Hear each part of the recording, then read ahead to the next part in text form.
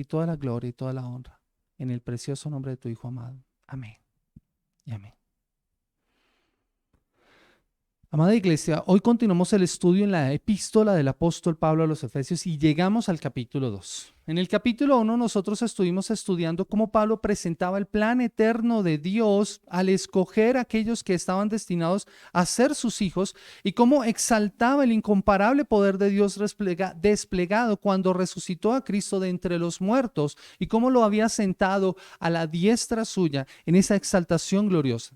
Eso llevó a Pablo a orar para que los hermanos en la iglesia en Éfeso pudieran experimentar también ese gran poder y el hecho también de que todos los creyentes que están tanto en la tierra como en el cielo se van a reunir con Cristo es un motivo por el cual Pablo oraba. Y Pablo pedía, como lo estábamos estudiando la semana pasada, para que ellos tuvieran un mejor conocimiento del Señor, para que el Señor les mostrara a través de su Espíritu las riquezas de su gloria, la esperanza del llamamiento y el poder que había operado en Cristo al resucitarlo de los muertos. Que la iglesia pudiera entender que Cristo es la cabeza, la plenitud de aquel que todo lo llena en todo. Eso fue lo que estuvimos estudiando la semana pasada. Cristo es la cabeza de la iglesia. Y en los capítulos del 2 en adelante o del 2 al 3 vamos a ver cómo es la ejecución de ese plan eterno. Cómo fue que se desarrolló ese plan en el cual nosotros habíamos sido escogidos desde antes de la fundación del mundo. Cómo Dios, al mostrar que hace santos a los pecadores, los incluye dentro del cuerpo que es la iglesia, el cuerpo de Cristo. Y por eso esta oración, esta parte de la porción de la palabra que vamos a estar estudiando es tan importante, porque es el cambio y la transformación. Este pasaje contrasta, es un contraste grande, porque muestra la terrible situación de los creyentes antes de experimentar el estar en Cristo y el tener esa nueva vida con Cristo. Y Pablo, para ilustrarlo, describe cómo pasar de muerte a vida gracias a participar con Cristo en la resurrección y en la exaltación. Esa experiencia de la salvación es un don de Dios, es un regalo de Dios. Y eso les permite a ellos ahora vivir vidas que Dios les ha llamado a que vivan. Eso es lo que vemos en esta porción de la palabra. Ellos han sido llamados de esa vida pasada, llena de pecado, en sus delitos, a vivir una nueva vida y cómo esa nueva vida ahora les permite hacer obras para Dios. Es por eso que nosotros debemos comprender el cambio que los creyentes han tenido y cómo han pasado de muerte a vida por medio de esa unión con Cristo para experimentar las bendiciones de una nueva vida y entender mejor su identidad en Cristo.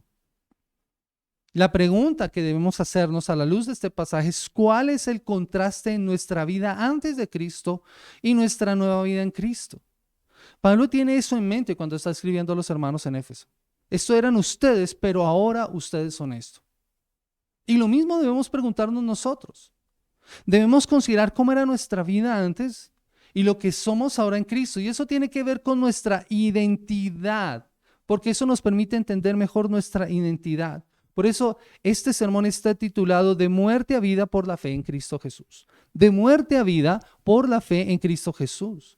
Y lo primero que debemos considerar entonces es la vida antes de Cristo. Nuestra vida antes de Cristo. Mire conmigo los versículos del 1 al 3. Dice la palabra del Señor: y Él os dio vida a vosotros cuando estabais muertos en vuestros delitos y pecados, en los cuales anduvisteis en otro tiempo según la corriente de este mundo, conforme al príncipe de la potestad del aire, el espíritu que ahora opera en los hijos de desobediencia, entre los cuales también nosotros en otro tiempo vivíamos en las pasiones de nuestra carne, satisfaciendo los deseos de la carne y de la mente, y éramos por naturaleza hijos de ira, lo mismo que los demás. Pablo inicia esta porción de su carta hablando acerca de cómo era la vida de estos hermanos. En el original inicia con una afirmación de la vida pasada que tenían los creyentes. Y Él os dio vida cuando estabais muertos en vuestros delitos y pecados. Pablo les habla a los hermanos y les recuerda la condición antes de conocer al Salvador. ¿Cuál era su condición? Y al igual que ellos, nosotros estábamos también muertos.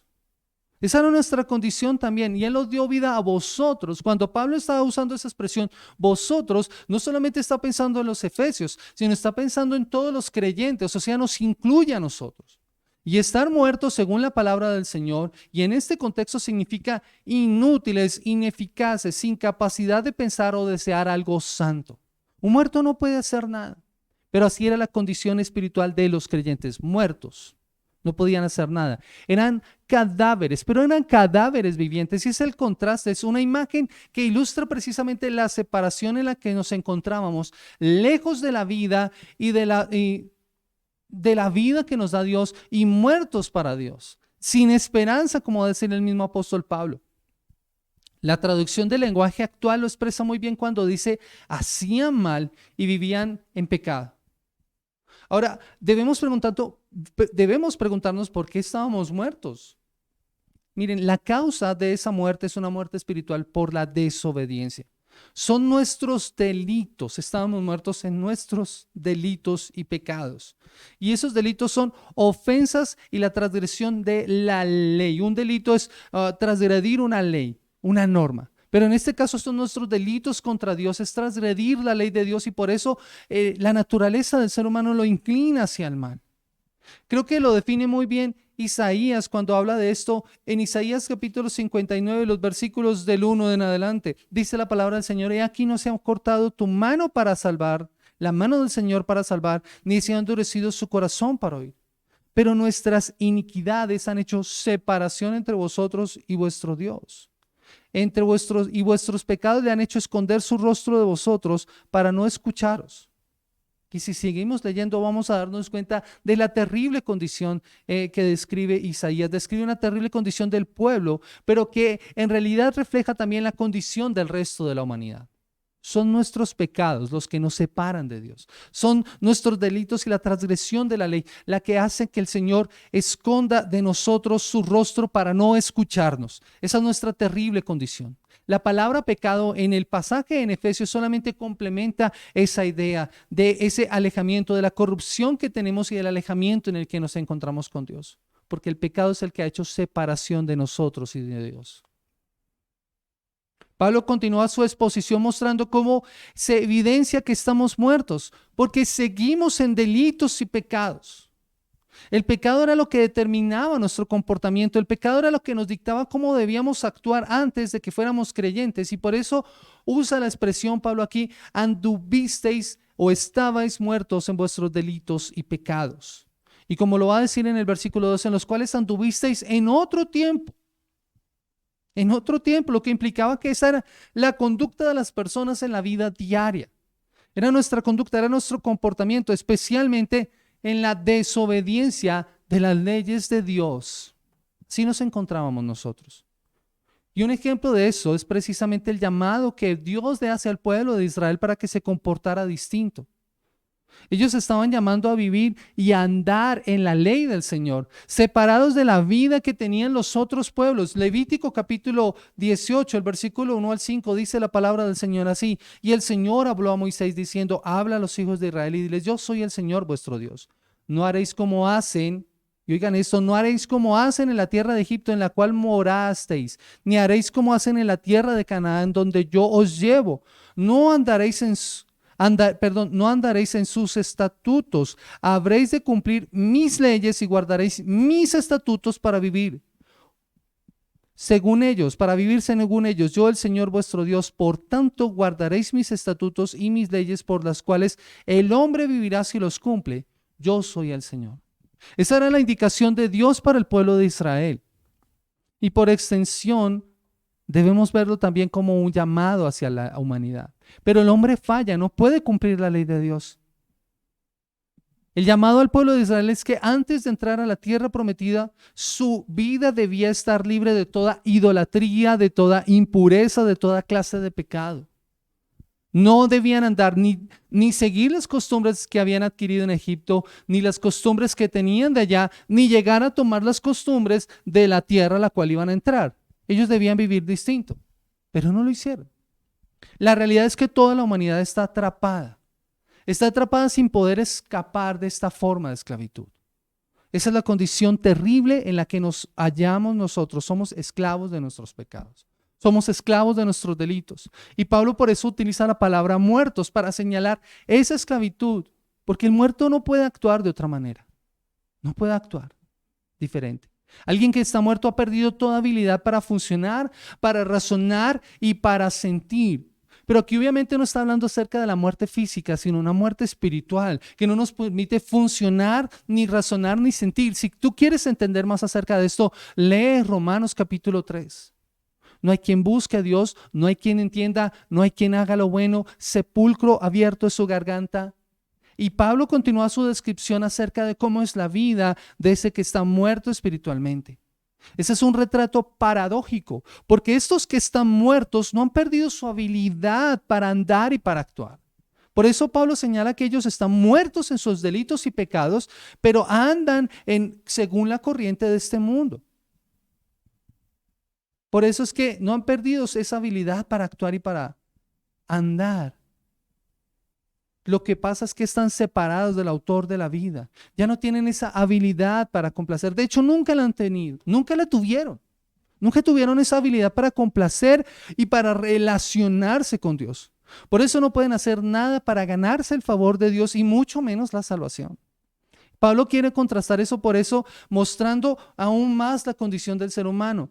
El versículo dice: en los cuales anduvisteis en otro tiempo según la corriente de este mundo, conforme al príncipe de la potestad del aire, el espíritu que ahora opera en los hijos de desobediencia.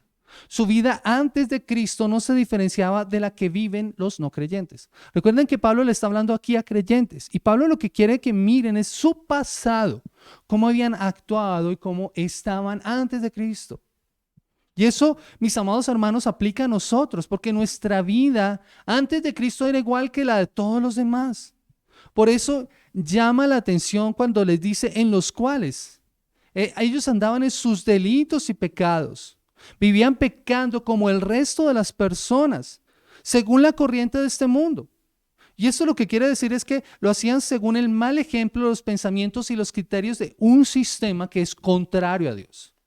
Actuaban de acuerdo a lo que dictaminaba un sistema que es en oposición todo el tiempo contra Dios.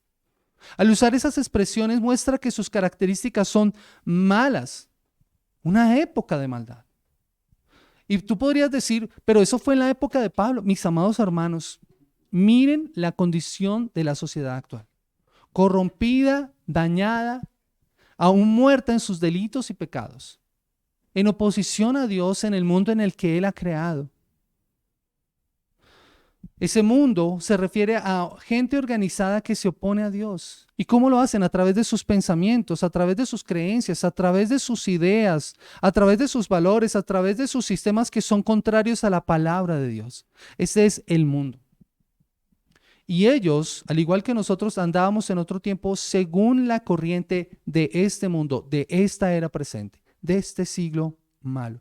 Esas influencias en las cuales ellos estaban dominados les daban una especie de guión a estas personas para que vivieran su vida diariamente en contravía a Dios. Y pareciera que no actuaran así, pero en realidad estaban siguiendo perfectamente el guión que ese sistema les había dictado. Esa es una forma de esclavitud a la que ellos también se encontraban atados. No solamente muertos en delitos y pecados, sino siguiendo la corriente de este mundo. Pero por si fuera poco, no solo estaban siguiendo la corriente de este tiempo, sino que seguían el mandato del príncipe de la potestad del aire. Otras versiones dicen el líder que gobierna las tinieblas, que gobierna sobre los espíritus malos. Pero algo que me llamaba la atención estudiando este pasaje es que este príncipe de las tinieblas, este príncipe de la potestad del aire que está descrito acá, como lo habla también Jesús, domina y anima a las personas que desobedecen a Dios. Domina y anima a las personas que desobedecen a Dios. Con esto Pablo les muestra bajo qué estaban sometidos. Bajo qué estaban sometidos. Pero no solamente ellos, sino todos los que están sin Cristo. Sin Cristo tú estás bajo el dominio y el control del príncipe de la potestad del aire, de ese espíritu de desobediencia. Sin esperanza y sin Dios, dice Pablo. Todos nosotros antes de Cristo seguíamos al diablo. Éramos hijos del diablo. Mira, tal vez tú pienses, yo no seguía al diablo. Tal vez tú dices, no, ese no era yo. Yo no puedo creer que yo hiciera eso. Déjame decirte que no, de manera consciente tal vez, pero sí lo seguías. Jesús quiere precisamente mostrar la condición en la que se encontraban los judíos en su época y tiene una conversación con ellos en Juan capítulo 8 hablando acerca de esto y de la salvación, y él les dice estas palabras en Juan 8:41. Dice la palabra del Señor: vosotros hacéis las obras de vuestro padre. Y ellos respondieron. Ellos le dijeron: nosotros no nacimos de fornicación, tenemos un padre, es decir, Dios. Y Jesús va a seguir la conversación allí hablando acerca de lo que significa esto y les va a decir en el versículo 44: sois de vuestro padre el diablo y queréis hacer los deseos de vuestro padre. Él fue homicida desde el principio y no se ha mantenido en la verdad porque no hay verdad en él. Cuando habla mentira, habla de su propia naturaleza porque es mentiroso y el padre de la mentira. Ahora, entiende esto. Tal vez tú no andabas conscientemente, pero si hacías esto, seguramente estabas bajo la influencia y el dominio de ese espíritu, de ese poder, de esa potestad del príncipe del aire. ¿Alguna vez usaste la mentira? ¿Actuaste bajo la influencia entonces de este príncipe, bajo la influencia del padre, de este padre? ¿Alguna vez pensaste mal en contra de otra persona? ¿Inclusive pensaste en que esa persona desapareciera? Dice la palabra del Señor que Él es homicida desde el principio. Y eso te hizo a ti también un homicida. Si no actuabas de acuerdo con la verdad, sino de acuerdo a la mentira, estabas actuando de acuerdo al príncipe de la potestad del aire. Esa es la condición en la que estabas. Eso nos hacía ser hijos de desobediencia. Por eso Pablo quiere mostrarles a ellos que ellos andaban según la corriente de este mundo conforme a la potestad del príncipe del aire. Esto quiere decir que estaban bajo un control del mundo y su gobernante. Y Él no los obliga a actuar. Eso es importante porque es que Satanás no te obliga a actuar a ti. No piensas que el dominio en el que estabas sometido es que Él te llevaba a pecar. No, Él simplemente te influenciaba, te animaba a que lo hicieras. Pero la decisión la tomabas tú. Por eso es que es consecuencia de tus delitos y pecados que tú actuaras de esa manera. Nosotros éramos los que seguíamos esas insinuaciones antes de ser de Cristo. La influencia de Satanás, quien es el príncipe de este mundo, y solo esa influencia está en este mundo operando especialmente en los no creyentes. De manera especial, ese es el sistema que gobierna. Aquellos que tienen el control y que piensan en lo malo, están bajo el control de ese príncipe, bajo el sistema de este mundo que te dice que tú debes tener y poseer para ser alguien. Por eso Pablo contrasta esto y les habla a los hermanos en la segunda de los Corintios capítulo 4 versículo 4 dice: el Dios de este siglo cegó el entendimiento de estos hombres para que no les alumbre la luz de Cristo. Dice: en los cuales el Dios de este mundo ha cegado el entendimiento de los incrédulos para que no vean el resplandor del evangelio de la gloria de Cristo, que es la imagen de Dios. Así estábamos nosotros, cegados bajo su dominio, bajo su control, siguiendo los deseos del mundo, de nuestro pecado. Por eso Pablo dice en el versículo 3, entre los cuales también nosotros, inclusive Pablo sabe y es consciente de que así actuaba él siendo judío y a pesar de que había crecido en los más altos estándares morales, sabe que él actuaba de esta manera, entre los cuales también nosotros, todos los creyentes actuábamos así. Pablo se incluye a todos los creyentes, actuamos así, vivíamos igual que ellos en el pasado, nos comportábamos así. ¿Y cómo era nuestro comportamiento? Siguiendo los deseos de nuestras pasiones, la inclinación, los impulsos por nuestra naturaleza pecaminosa, la satisfacción de los deseos de nuestra carne y de nuestra mente, dice el apóstol, entre los cuales también todos nosotros en otro tiempo vivíamos en las pasiones de nuestra mente, satisfaciendo los deseos de la carne y de la mente, y éramos por naturaleza hijos de ira, lo mismo que los demás. Seguíamos entonces cumpliendo los caprichos de esta naturaleza pecadora y nuestros pensamientos. Y aquí es cuando nosotros debemos preguntarnos: ¿y qué son los deseos de la carne? Los deseos de la carne es cuando nosotros tomamos algo legítimo y lo usamos de manera ilegítima. Esos son los deseos de la carne. Dios hizo nuestros cuerpos y los hizo para que disfrutáramos legítimamente de las cosas. Pero y valga la redundancia, por ejemplo, cuando la comida y el apetito que son buenos se convierten entonces en glotonería, cuando el deseo de dormir y descansar se vuelven pereza, cuando los recursos se vuelven codicia y no los queremos soltar, esos deseos se convierten en deseos pecaminosos, son deseos de la carne. John Stott lo explica muy bien, los deseos de la carne incluyen los malos deseos tanto en la mente como en el cuerpo, como por ejemplo el pecado del orgullo intelectual, la ambición inapropiada, el rechazo a la verdad conocida y la mentalidad maliciosa vengativa. Cualquier orgullo basado, por ejemplo, en la clase, la cantidad de recursos económicos que puedas tener, la apariencia física, cualquier otra cosa que te quiera colocar por encima de los demás, esos son los deseos de tu carne. Y dice John Stott lo siguiente: en cualquier parte en que el yo saque su desagradable cabeza en oposición a Dios o al ser humano, allí está la carne. Cuando tú eres más importante, entonces son los deseos de la carne los que te están controlando. Tu cuerpo que quiere ser satisfecho, esa naturaleza pecaminosa. Esto lleva a un resultado. ¿En qué resultó todo esto? Dice la palabra del Señor que éramos hijos de ira, objetos del enojo, de la ira de Dios, igual que todos los demás. Nosotros estábamos en esa terrible condición en la que se encontraba el resto de la humanidad. Igual que todos los demás, merecíamos ser castigados con justa causa, recibir la ira de Dios, recibir el castigo. Y esto no es por causa de nuestra manera de vivir. A la verdad, nuestra manera de vivir era simplemente reflejo de esa naturaleza que nosotros tenemos y habíamos heredado. Dice, por naturaleza.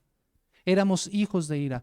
Es por nuestra naturaleza, es como resultado de esa naturaleza que nosotros somos hijos de ira, en ese deseo constante que teníamos de complacer los deseos carnales. Por eso Pablo aquí está usando un hebraísmo que significa que somos el objeto de la ira de Dios desde la niñez.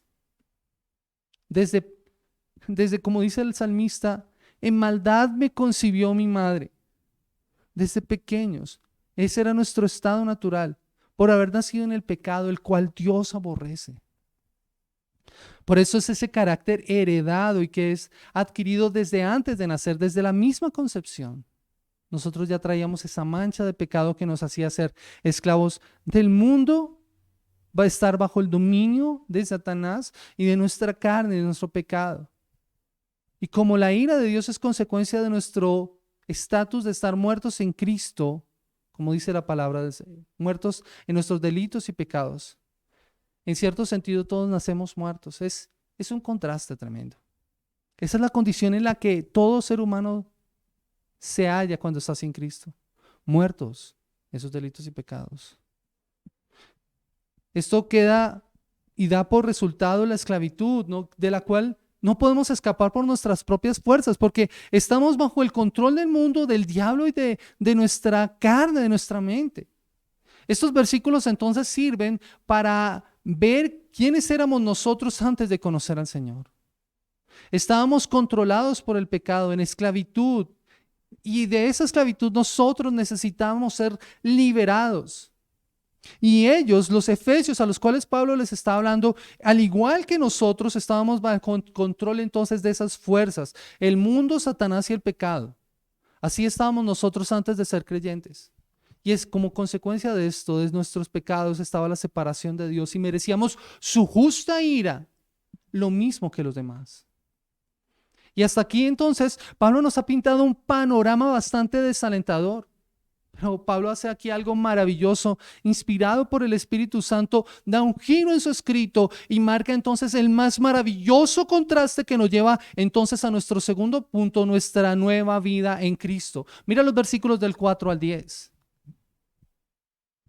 Pero Dios, Pero Dios, que es rico en misericordia por causa del gran amor con que nos amó, aun cuando estábamos muertos en nuestros delitos y pecados, nos dio vida juntamente con Cristo. Por gracia habéis sido salvados. Y con Él nos resucitó y con Él nos sentó en los lugares celestiales en Cristo Jesús, a fin de poder mostrar en los siglos venideros las sobreabundantes riquezas de su gracia por su bondad para con nosotros en Cristo Jesús. Porque por gracia habéis sido salvados por medio de la fe. Y esto no de vosotros, sino que es don de Dios, no por obras para que nadie se gloríe, porque somos hechura suya, creados en Cristo Jesús para hacer buenas obras, las cuales Dios preparó de antemano para que anduviéramos en ellas. Alguna vez escuché al pastor Sugel Michelén que su hija le había regalado un grabado en madera con estas palabras del versículo 4. Pero Dios. Y algunos teólogos han señalado, y con toda razón, que este es el más maravilloso pero que existe en la Escritura, porque marca el gran contraste de nuestra condición. Mientras que nosotros estábamos separados de Dios por causa de nuestro pecado, Dios hace algo maravilloso. Esa era nuestra condición. Pero Dios, escúchalo por favor, pero Dios. Tienes que ser impactado por esas palabras. Pablo primero nos muestra, como siempre lo vemos y como lo hemos enseñado a nuestros niños, cómo es Dios. ¿Cómo es Dios? Mira lo que dice el versículo 4. Pero Dios, que es rico en misericordia por causa del gran amor con que nos amó. Ese es nuestro Dios, es rico en misericordia, es muy compasivo, nos amó tanto, su amor fue tan inmenso por nosotros, nos amó con un amor tan grande, sintió un afecto tan fuerte por nosotros. Ese fue nuestro Dios, ese es nuestro Dios. ¿Y cómo nos demostró su amor? El versículo 5 lo explica. Aun cuando estábamos muertos en nuestros delitos y pecados, nos dio vida juntamente con Cristo. Por gracia habéis sido salvados. Cuando estábamos muertos en nuestros delitos y pecados, Romanos capítulo 5, el versículo 8 dice lo mismo. Cuando ustedes estaban muertos en sus delitos, Él os dio vida también. Romanos capítulo 5, el versículo 8 dice la palabra del Señor. Pero Dios demuestra su amor para con nosotros en que siendo aún pecadores, Cristo murió por nosotros. Ese es el maravilloso regalo de la salvación. Él nos dio vida juntamente con Cristo, está diciéndole Pablo a los Efesios. Ustedes estaban muertos, pero Dios les dio vida. Nos da una vida espiritual para luego darnos una vida física. Ese es el cambio y la transformación. ¿Y cuándo lo hizo? Cuando Dios levantó a Cristo entre los muertos, al resucitar a Cristo, lo que da como resultado que por gracia seamos salvados por medio de la fe. Hemos sido salvados por el amor y la bondad de Dios. Hemos recibido un maravilloso regalo de parte de Dios. Eso es lo que significa la gracia, un regalo inmerecido. Por gracia sois salvos. Y lo que esto significa es que no solamente estamos siendo salvados, sino que no es que fuimos salvados solamente, sino que estamos siendo salvados. Hemos pasado de muerte a vida, dice la palabra del Señor. Hemos pasado de muerte a vida. ¿Y cómo ocurre eso? Juan capítulo 5, el versículo 24, dice la palabra del Señor. Juan capítulo 5, el versículo 24. Dice la Escritura: en verdad os digo, el que oye mi palabra y cree al que me envió, tiene vida eterna y no viene a condenación, sino que ha pasado de muerte a vida. Allí es cuando se aplica la verdad de la salvación. No es solamente por el oírla, sino creerla. En verdad os digo que el que oye mi palabra y cree al que me envió tiene vida eterna y no viene a condenación, sino que ha pasado de muerte a vida. Antes nosotros éramos sentenciados a la ira, a la justa ira de Dios, pero Dios tuvo misericordia y nos dio vida juntamente con Cristo, dándonos esa salvación por gracia. Por causa entonces de nuestra unión con Cristo, Él nos resucitó y nos levantó de entre los muertos, entre los que nosotros nos hallábamos, muertos espirituales.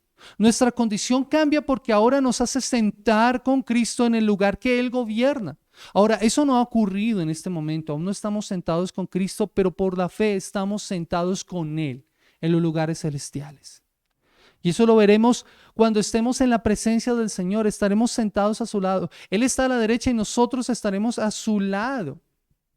Él nos da un lugar porque estamos unidos a Cristo. Esta es la mayor demostración de la misericordia de Dios. La encontramos en esa iniciativa que Dios mismo demostró al escoger a una persona pecadora.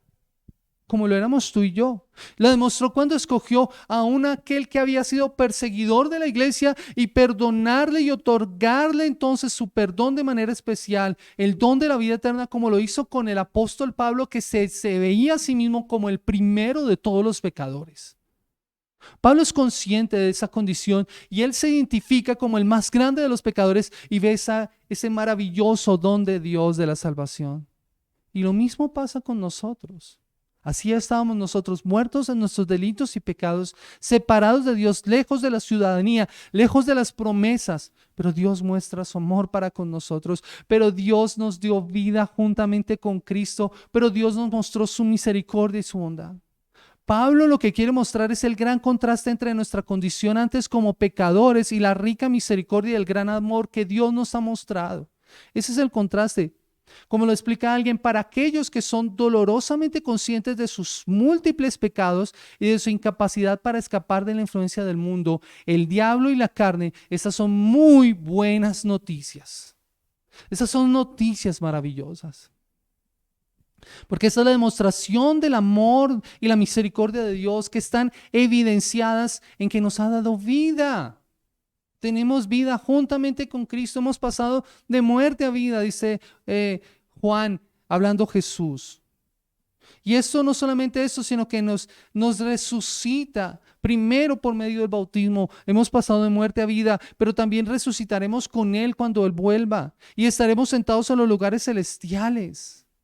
Y esto lo explica muy bien Pablo a los creyentes cuando habla acerca de esto en los capítulos que estuvimos viendo anteriormente. El versículo 20 y el versículo 21 dice, el cual obró en Cristo cuando le resucitó de entre los muertos y le sentó a la diestra en los lugares celestiales. Y allí es donde nosotros estamos, nos resucitó. Dice el versículo 6 estas palabras, es por causa de nuestra unión con Cristo. Por eso el versículo 6 dice estas palabras, y Él nos resucitó y nos sentó en los lugares celestiales con Cristo Jesús. Pero eso fue lo que hizo con el Señor también. Una de las más grandes necesidades del ser humano es que cambie esa condición. Nosotros éramos destinados para la ira de Dios. Por eso el mensaje de amor y misericordia del Evangelio es una buena noticia, porque cambia el estatus, cambia la condición, cambia el estado. No hay mayor cambio que ese, que hemos pasado de muerte a vida, que ya no recibimos la ira de Dios ni la condenación, sino que hemos recibido vida eterna en Cristo Jesús. Esa es una buena noticia. Porque ya su ira no cae sobre nosotros, sino cayó sobre Cristo, como lo cantábamos en esta mañana. Todo el peso de su ira recayó sobre Jesús. Por eso yo no temeré. Perfecto amor que ha cubierto mi maldad y hecho fuera mi temor. No temeré. Diré yo al Señor, mi escudo y mi refugio. No temerá mi corazón las salvaciones del Señor. Para Pablo esta es una buena noticia. El Evangelio es que todos pongamos nuestra fe en Cristo y experimentemos esa justificación para ser salvos, como lo leíamos allí en Romanos capítulo 5, el versículo 8. Pero quiero invitarles a que lean también conmigo el versículo 9. Dice la palabra del Señor, pero Dios demuestra su amor para con nosotros en que siendo aún pecadores Cristo murió por nosotros. Entonces mucho más, habiendo sido justificados por su sangre, seremos salvos de la ira de Dios mediante Él. Mira el cambio. Merecías la ira, pero ahora has sido salvado. Has sido justificado por su sangre. Los creyentes que están unidos a Cristo ahora pueden participar de los mismos beneficios de la resurrección y de la exaltación con Cristo, no solo de manera presente, sino en la eternidad, en el futuro. Y eso lo hace el Señor para su propia gloria. Mira lo que dice el versículo 7. ¿Por qué lo hace el Señor? ¿Por qué lo hace el Señor? El Señor tiene un propósito, pero no es por nosotros. No es por nosotros. Mira lo que dice el versículo 7. A fin de poder mostrar en los siglos venideros las sobreabundantes riquezas de su gracia por su bondad para con nosotros en Cristo. De modo que en el futuro Dios puede ponernos a nosotros como ejemplo de la increíble riqueza de la gracia y de la bondad, de esa generosidad suya para con nosotros. Y que fue derramada sobre nosotros. ¿Y para quién es esto? Para los que están en Cristo Jesús. Mira el versículo 7 nuevamente. A fin de poder mostrar en los siglos venideros las sobreabundantes riquezas de su gracia por su bondad para con nosotros en Cristo Jesús. Ahora, si tú quieres experimentar esto, debes estar en Cristo. Si no estás en Cristo, no lo vas a poder disfrutar, no vas a poder experimentar y ser puesto como ejemplo para toda la creación de esas riquezas, de esas sobreabundantes riquezas del Señor. Es para los que están unidos a Cristo y solo por medio de Él. Por eso es un regalo de gracia. La gracia es algo que solo podemos obtener por medio de Cristo. Y los versículos 8 al versículo 10 explican cómo es esto. Explican las razones del obrar de Dios. El propósito de salvar a los creyentes y de elegir a un pueblo para sí. De esta manera estaría mostrando su gracia para que sea vista por todos para siempre. La iglesia, el cuerpo de Cristo, muestra y revela las sobreabundantes riquezas de su gracia por su bondad. Y eso es algo que nosotros recibimos solo por la fe. Por eso nos da las razones de eso. La primera razón es que Dios nos salvó por su gracia. Es por amor y por bondad que podemos recibir la salvación sin hacer nada a cambio y solo recibida por la fe al aceptar ese amor y esa bondad. Mira lo que dice el versículo 8. Porque por gracia habéis sido salvados por medio de la fe y esto no es de vosotros, sino que es don de Dios. Ninguno se ganó la salvación, ninguno. Nadie puede levantar la mano y decir, yo me la merecía. Yo me la gané. No, ninguno de nosotros puede decir que se ganó la salvación como se gana uno, por ejemplo, una lotería o se gana una rifa. No, nadie puede decir esto. Nadie hizo obras suficientes para poder ser salvo. Eso es un regalo de Dios por medio de la fe. Por eso dice, y esto es don de Dios. Es don del Señor, es un regalo. Por eso es que la forma en como nosotros podemos recibir esa salvación es por medio de la fe. El versículo lo dice claramente, por medio de la fe. Romanos capítulo 10, el versículo 9 dice, Pablo hablando acerca de esto, si la respuesta es haber escuchado el mensaje de salvación. Y la respuesta está en el corazón. Si confiesas con tu boca que Jesús es el Señor y crees en tu corazón que Dios le resucitó entre los muertos, serás salvo. Esa es la fe.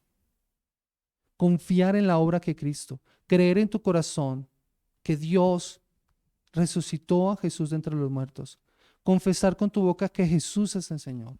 Que tus palabras y tus convicciones sean ahora en Jesús. Así podrás ser salvo y podrás recibir esa salvación de la que está hablando el apóstol. Y el versículo 9 simplemente complementa la idea, no por obras para que nadie se gloríe. La salvación no es obtenida por lo que pudiéramos hacer. No es un premio por las buenas obras que hayamos hecho. No es cuán bueno ha sido. De hecho, ninguno de nosotros es bueno. No hay ninguno justo, no hay ni siquiera uno, no hay quien entienda, no hay quien busque a Dios, dice la palabra. Así que no es por lo bueno que tú hayas hecho. Tus buenas obras nunca llegarán a completar el estándar de Dios. Por eso la salvación es otorgada a ti como un regalo. No es por las buenas obras que hayamos hecho ni el resultado de nuestros esfuerzos o nuestras propias acciones. Es por eso que nadie puede sentirse orgulloso de la salvación que ha recibido. Nadie se puede gloriar. Nadie puede decir, oh, cuán bueno era yo, que Dios me amó y me salvó. No, a la verdad no puedes decir eso. El versículo 10 complementa la otra razón y es que somos hechura suya, obra maestra de Dios. Él nos ha hecho. Él nos hace de nuevo. Jesús hablando acerca de con Nicodemo acerca del nuevo nacimiento le dice que es necesario nacer de nuevo. Ese es el nuevo nacimiento allí. Versículo 10, porque somos hechura suya, creados en Cristo. Aquí está la diferencia, creados en Cristo Jesús para hacer buenas obras. Creados en Cristo, no, Él nos crea de nuevo y esto no es otra cosa que una renovación moral y espiritual en Cristo. Somos cambiados, empezamos a ser transformados. Hay un nuevo nacimiento por nuestra unión con Cristo. Pero no solo eso, sino que nos creó para que vivamos haciendo el bien. Él nos crea de nuevo, no para que nos veamos hermosos. Dice la palabra del Señor, porque somos hechura suya, creados en Cristo para hacer buenas obras, para hacer buenas obras. Él nos creó entonces para que sigamos el camino que Él nos había preparado de antemano, esas buenas obras, para que las pongamos en práctica. Él las dispuso para que actuáramos nosotros así. El creyente, mis amados hermanos, el creyente no es salvo por las buenas obras, pero los que han sido salvados son salvados para hacer buenas obras. Solo que esas obras no las provee el creyente, sino que Dios mismo las ha preparado. Aún nosotros no podemos gloriarnos en lo bueno que hagamos.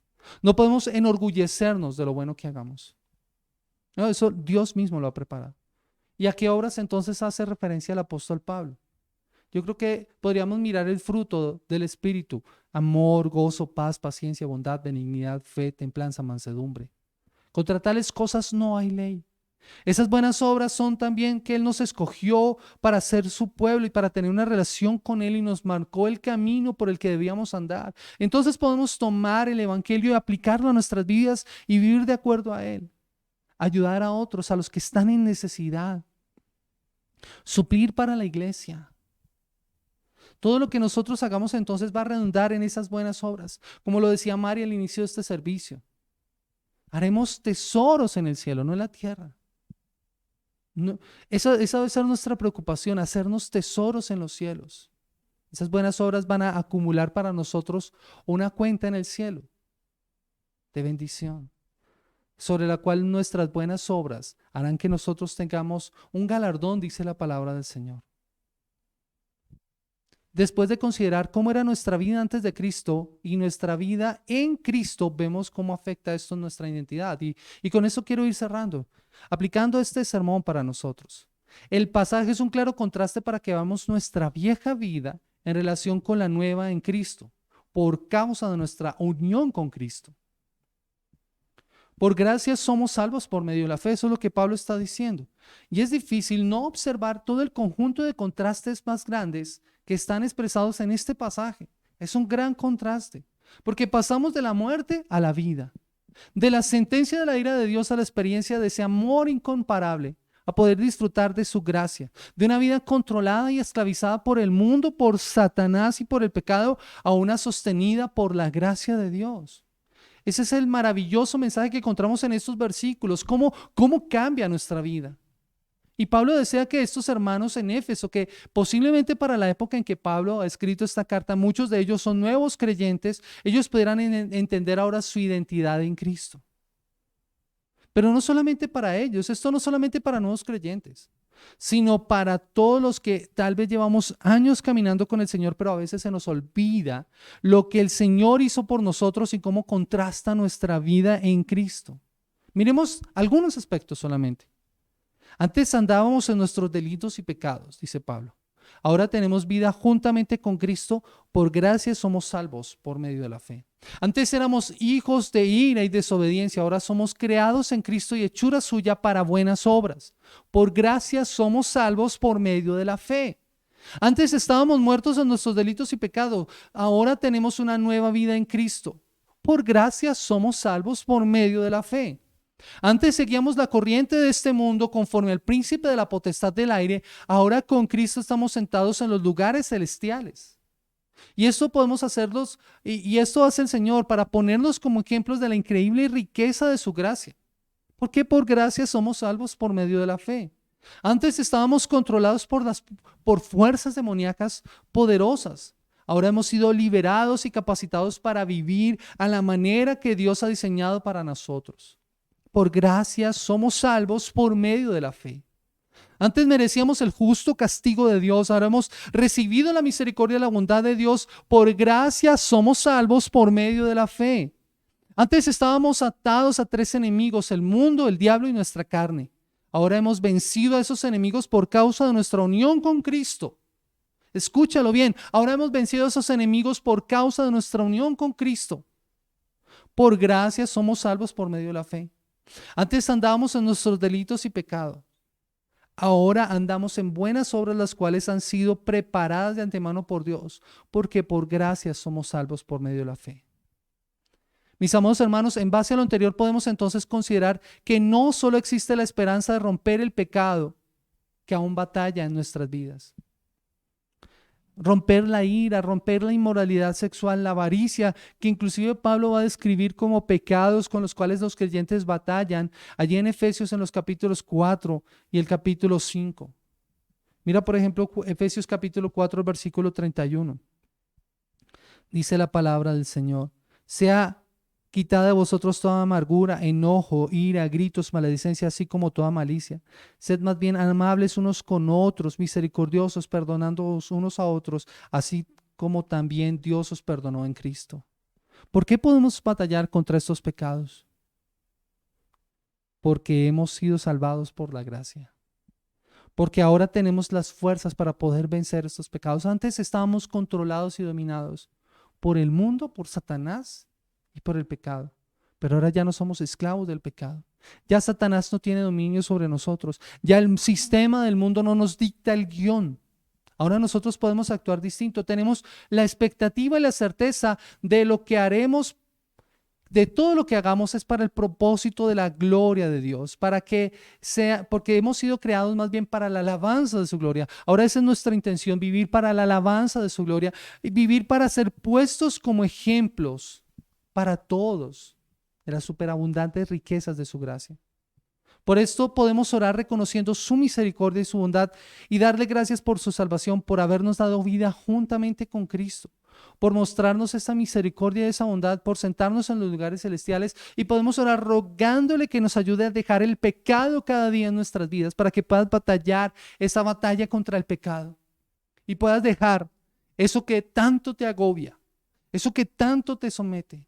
Ruega al Señor y clama a Él, como lo dice este pasaje, porque por gracia habéis sido salvados por medio de la fe. Dios hace posible y espera que nosotros vivamos una vida virtuosa.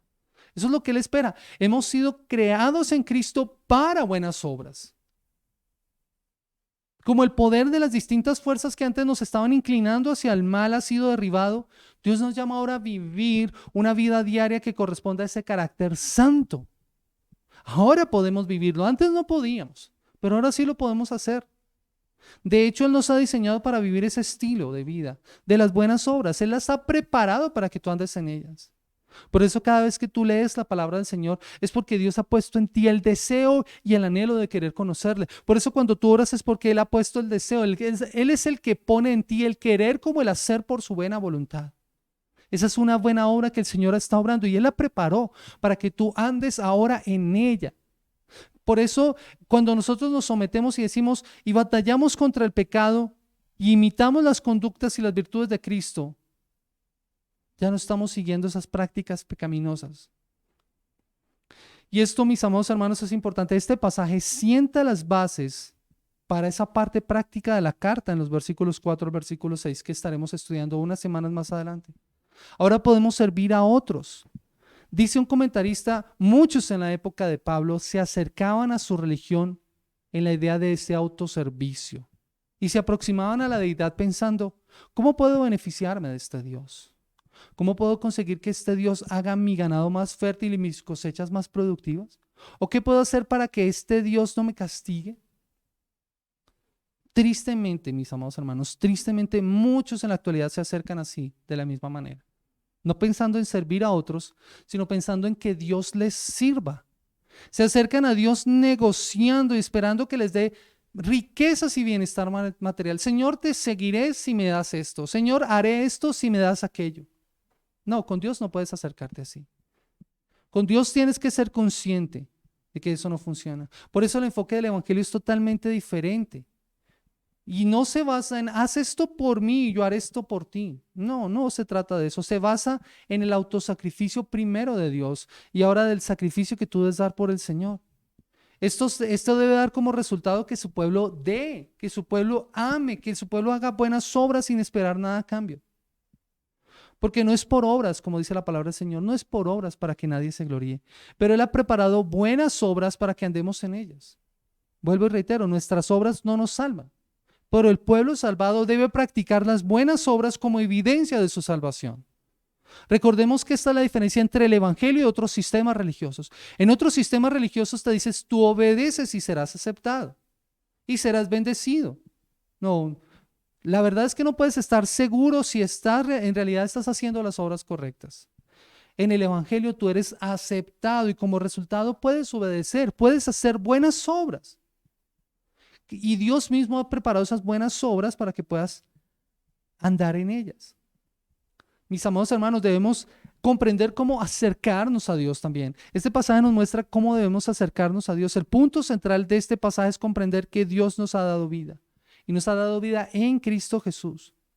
Eso se puede apreciar perfectamente en esa dimensión de la difícil condición en la que nosotros nos encontramos antes de ver la misericordia de Dios. Pero algo que me llamaba la atención de este pasaje es que Pablo solamente da 3 versículos para explicar cómo era la terrible condición del ser humano.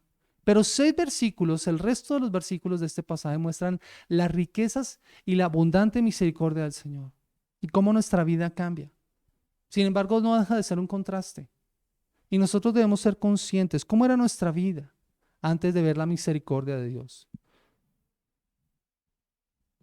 Si lo consideramos así, no llegamos a Dios solamente con peticiones o con reclamos. Llegamos con adoración, rendidos en gratitud, diciéndole como lo cantábamos en esta mañana: yo me postro a tus pies, Señor. Yo me postro a tus pies, pues eres mi Dios.